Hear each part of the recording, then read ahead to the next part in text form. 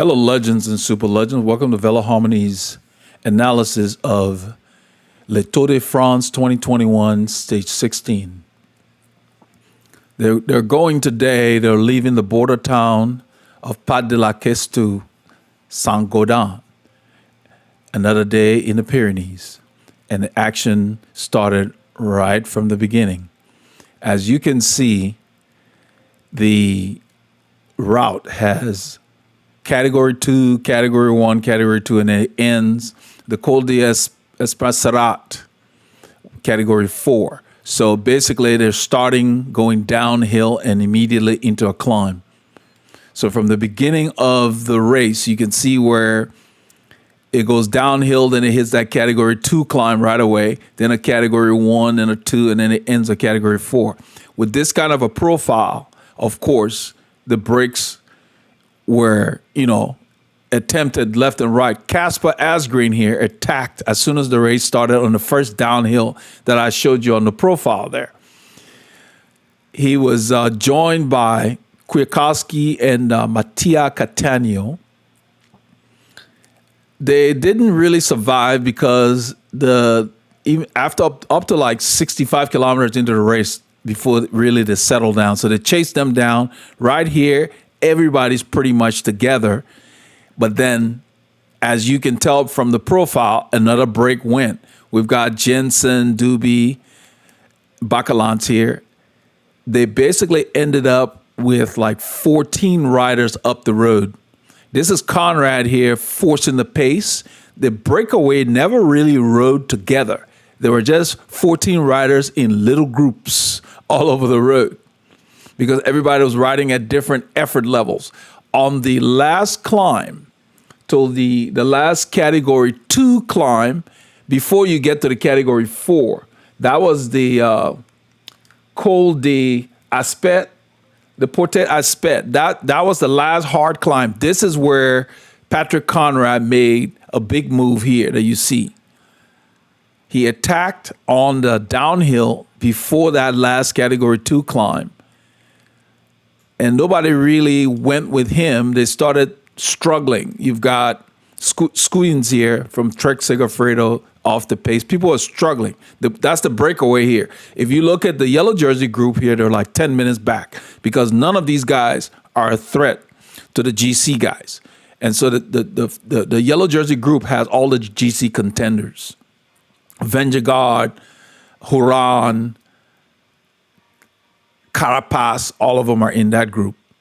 These 14 riders here, the two guys that tried, they basically left the other riders that you saw struggling was Gaudi and Cobrelli. They tried to chase back. So as I explained, the entire day on the mountain, you have little groups. People will fall off, chase back up because everybody's riding at their own pace. And the more experienced riders know how to pace themselves. So somebody will go ahead and then get joined by other riders. And what's happening here, you got two guys here now chasing the leader. The leader has 30 seconds on them already, and they're chasing him.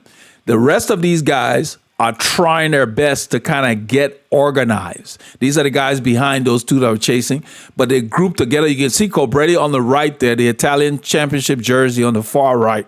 They're trying to get something going, but Conrad continued to open the gap. This is with 7.6 kilometers to go. This is the last Category 4 climb. That's the Col d'Espacerat. This is the last Category 4. It's not the most difficult climb on the course. But by this point here, he had like a minute 13, and it just wasn't very likely that they were going to bring him back. And with like 1.5 kilometers to go, he had a minute 3. This is where he starts his celebration. It's a big deal to win a tour stage, especially with Bora, with Peter Sagan going home because of injuries. So it kind of helps the team morale. And this is where he begins his early celebration as he approached the finish line. They rode this stage with those two Category 2 climbs and the Category 1 climb. They averaged 41.9 kilometers an hour. That's almost 42 Ks with about 25, let's say 26 miles an hour. That's amazing. So the stats for the stage basically, when he got in there, he had about 43 seconds to the chasing group. That's the group that was trying to get organized from the other 14 riders. You can see Cobrelli here. He wins second place, but he really was trying to, the reason he got in the break was to try to win. So he's not happy. He ended up just, hitting his bars. And that's Michael Woods on the left, who took third. So he had another chance that he could have gotten a stage victory, but it wasn't to be. So you can see Conrad wins. Cobrelli was like 42. Matthews, they're all in the same group. Some of those guys who were struggling, like Bacalans and Gaudu and Skuyens, they all came in together pretty much. Just a few seconds, like 3 seconds behind. So they were all just all over the mountain. That's what happens when you have a mountain day. The yellow jersey group, there were some little accelerations from Van Aert.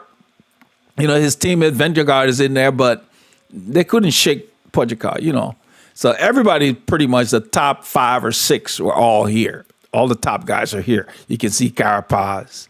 Huron is like in fourth position there, 4th or 5th position behind the guy in the white jersey. So nothing really changed on the GC today. But tomorrow's stage, I expect there will be a shakeup because they're going to hit some serious climbs. They're spending several days in the Pyrenees, and this is where, if nothing changes here, then they might as well hang it up. But you can see from the general classification, it's the same top 5 guys. O'Connor is in 5th, Kelderman, Lutsenko, Guillaume Martin is still in 9th. So, the top 10 pretty much stayed the same. So I hope you all enjoyed this little review. For those of you who could not catch the whole tour, I mean, it's very time consuming. I wanted to keep doing these and look forward to tomorrow. I've started recording these because I'm getting really busy. And today we have another live session with our members only for our local ride that we premiere every Tuesday. So enjoy the clip and be safe out there.